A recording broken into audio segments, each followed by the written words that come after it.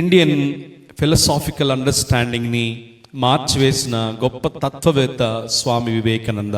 Indian cultural or philosophical understanding, ఆయన సూక్తులు కానివ్వండి, ఆయన రచనలు కానివ్వండి, ఇండియన్ రిలీజియస్ ఆస్పెక్ట్స్ని ఎంతగానో ప్రభావితం చేసినాయి. సో స్వామి వివేకానంద చాలా ప్రాంతాలు తిరుగుతూ వాళ్ళ ఉపన్యాసాలు ఇస్తూ ఉండేవాడు. ఏ ప్రాంతానికి వెళ్ళినా ఆయన చేతిలో 2 పుస్తకాలు ప్రాముఖ్యంగా ఉండేవి. వింటున్నారా? 2 పుస్తకాలు ప్రాముఖ్యం. మొదటిది భగవద్గీత అయితే, రెండవ పుస్తకం ఏంటి అంటే ద ఇమిటేషన్ ఆఫ్ క్రైస్ట్ అనేటువంటి పుస్తకం.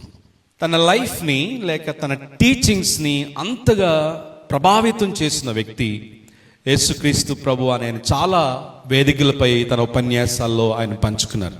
స్వామి వివేకానంద యేసుక్రీస్తు ప్రభుని అర్థం చేసుకున్న విధానం ఏంటి అంటే, Christ is not a created being but Christ is a creator. ఆయన ఒకరి చేత